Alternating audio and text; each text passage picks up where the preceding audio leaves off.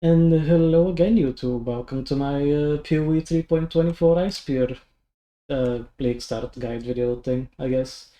Because the patch notes just dropped after the live stream, and it has a lot of nice endgame improvements, but I'm here to talk about the build and what changed, and mainly what didn't change, because we didn't get nerfed, we didn't get buffed. In fact, well, yeah, we did get buffed, because we got a nice tool back from a previous league. Well, before all that, just remember to subscribe, because my goal is to hit at least 500 subs this league, because that'd be nice, getting closer to that 1k goal, and like and fave and comment if you feel like it, if you have any questions or things to say. The comment section is always open. So, with that out of the way, I guess let's look at the skill tree. Right now I've opened the POB of my kind of min-maxed character from Affliction. So, yeah, the Soul Mantle is +2/+2. You really don't. I mean, the minion doesn't matter, but you don't need the +2 Proj Corruption. You don't need this perfectly rolled amulet. This is just my character at the end of the league, just showing how much DPS he has normally against bosses. And yeah, I'll post this endgame POB in the description, and as well a leveling POB with like some gear sets and how to gear up and notes and stuff, but this hasn't been fully updated yet, this endgame POB, because, yeah, obviously I had to remove the Wildwood Ascendancy, because we're losing that. We're losing resist from charms. But we're gaining something else, which I'll talk about a bit later. But, yeah, this is the skill tree. It's still the same. It's still the same cluster jewels. Let's talk about it then. We get tattoos back, because, let me just quickly switch. There we go. In the patch notes and in the live stream, they said that all the minor tattoos are coming back as ritual rewards, so you just get them from doing rituals, but you can also just buy them on softcore trade, and not many people will use the curse reduction tattoo. So they said all the small ones are coming into the game, but we won't get any of the big notable tattoos, which is fine. I didn't use them anyways. And this is a list of basically all the small tattoos coming back that will be changed / buffed / nerfed. The curse reduction one isn't in this list, which means it's exactly the same still, and it replaces an intelligence node. So let's just switch back to this. So yeah, I used to use this during Trial of the Ancestors to get easy curse immunity, and now we can do that again. We can replace a lot of our intelligence, some of our dexterity and strength with Tattoo of the Hunakora Death Warden, 6% reduced effective curses on you, and I get 20 of them for 120, then I get 30 more from this wheel, and that's it. I'm immune to curses even with Coward's Legacy. It's so nice. You don't even need to take this wheel anymore. You can just take resistances and damage on your rare jewels. So yeah, we got that back. And that's really nice. It's a buff to our build. It's just way easier curse immunity. And I think tattoos will be in the economy a lot. A lot of people do ritual. They'll be fairly cheap. I even bought 20 during Ancestor and they weren't that expensive, these curse reduction tattoos. But that's like the end game version of this build. Let's go to, if it loads. This one that will also be posted in the description. This is just like, you know, leveling trees. I got a bunch of notes here saying, oh, what's good, what's bad about this build, act leveling, what gems to use to act 6, and then you just use the same stuff. What do you do in early game maps? What 5 links do you use? What's the gear progression? What should you get first? Anatomy ring is insanely broken, definitely that. You know, end game, what's nice? The staff is nice. Get the 60 roll, that kind of stuff. Like, most questions you have will probably be answered here. If you have any still, post them in the comments. I'll respond to every one of them. I do read all of them. And yeah, blah blah blah. You can read all these notes yourself. I'll post a link to these POBs in the description and in the pinned comment. There's skill gem sets for every act, for early maps, for mid-game. There's item sets for early, mid-game, and kind of sort of endgame-ish. Very cheap uniques. You don't even need a helm enchant anymore since the lab change they did a few leagues ago.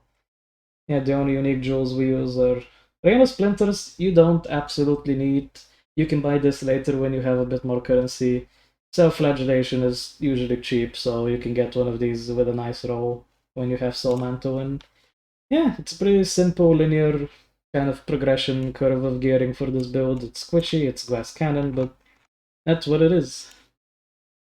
But yeah, it does suck we lost this Wildwood stuff, the backpack, the charms giving us 60 resist and killing strike, but it's fine because we can get more resist on jewels now because we have the tattoo, and I will update these versions of the POBs with the tattoos when I properly play and use them, and I mean I'll update them with tattoos right now if I want to, but it's still another problem of getting the attributes you need. I'll see how exactly I'm gonna get the attributes. Also, another change they did, which is very, contested and controversial, is the left-click bind change.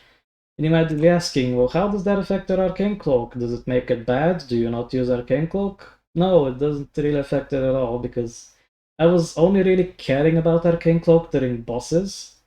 So what you can do is just drop Cold Snap, because I never use this anyway. It's kind of useless against bosses. It's just for frenzy charges and maps, and replace it with it's still the same color, even a blue gem automation. So then we would have in the end game version of this build in a 4 link. Arcane Cloak, increased duration, Arcane Surge, and then a level 20 quality automation. And that's it. Just do your maps in Arcane Cloak, will proc itself most of the time. It's like a short cooldown, 4 seconds. It isn't that much.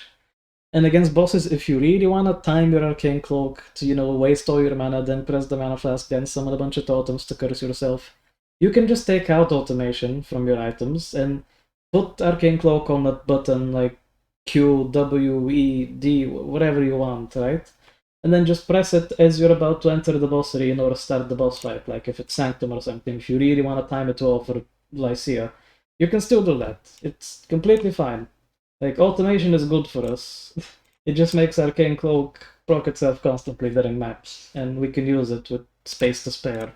We can even drop Lightning Golem for something else, and I am thinking of doing that. I don't really know what right now, though, but I think that's everything I wanted to talk about, because, yeah, the patch notes didn't really have anything else. I mean, there's amazing endgame changes for the Atlas and all that, and Scarabs, but nothing to do with the build. It's still the same. There's no nerfs. It only got buffed because we got this tattoo back. So, yeah. I look forward to playing with this tattoo again. Updating the POBs. As soon as POB gets an update, I will update these POB links on this video, so don't worry. I will put in the automation gem in the links on both of them, both the endgame one and this kind of guide leveling version of the POB. Because Cold Snap is the most useless gem, honestly. We can drop it easily for automation. And that's what I'm gonna do. So yeah, still the same branking Abraf things that you can use, especially now you will never need Ugol with the tattoo. Like, you can just use Abraf for permanent burning ground immunity and movement speed on burning ground. It's so nice. It really is amazing. And I think, yeah, we're at 8 minutes. I mean, there's really not much else to say. They didn't change anything else. This is it. This is the build. It's still gonna be powerful. I'm still gonna Leaguestart it. Did I want to say anything else? No, that's it. I just wanted to say about the automation stuff, yeah. And also, on my last update video about this build on Affliction, when the patch notes came out, I was wrong about the Heatshiver change. It does affect our boss DPS, because apparently we do always freeze bosses. So now I know. But it's fine. We lost the DPS, we still have over 200 million, so... And the guy who corrected me in the comments is Wookie on the internet, another person who actually makes content about this build. And if you want a bit of a different flavor of this build, you can check his channel out. I'll also post his channel in the description and in the pinned comment, because, his comment helped me learn something new about this game. I didn't know that before this, and I have over 5,000 hours, so even now I'm still learning new mechanics and how stuff works, because Atlas Pinnacle bosses technically cannot be fully slowed, but they are not immune to freeze, so you can freeze them and they can still be walking around, which is just weird. You wouldn't think of that. That doesn't have much logic to it, but that's how it is. So we still technically freeze them and get bonus damage from Heatshiver on them. So in the configuration, that's why I have enemy frozen and unnerf this from our glove implicit from influence currency. Now that, I think, is everything I wanted to talk about. And I will obviously post small update videos to this build as I play the League when it launches in a week. So yeah, don't forget to like and sub and all that, and blah blah blah, you know, comment, whatever you want to say, ask. And I will see you in the next video, and I'll probably stream playing the League, so, you know, I'll also slap my Twitch in there, you can follow if you want. Goodbye for now.